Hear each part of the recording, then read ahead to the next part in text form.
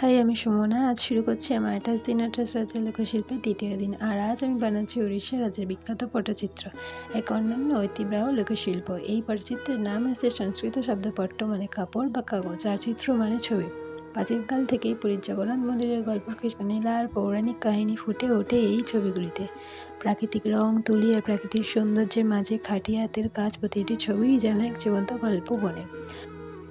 রং-বেরঙের কাজ আর সূক্ষ্ম রেখা এই শিল্পকে করে তুলেছে এক্কেবারে জাদুকরী। ৮০০ বছর ধরে বাংলা এবং উড়িষ্যা এই শিল্পকে নিয়ে বিতর্ক করে আসছে। আজ উড়িষ্যা এবং বাংলা উভয়ই এই পটচিত্রের জন্য জিআই ট্যাগ ধারণ করে চলেছে। কমেন্টে জানিও আজ আমার হাতের তৈরি উড়িষ্যার পটচিত্র কেমন হয়েছে।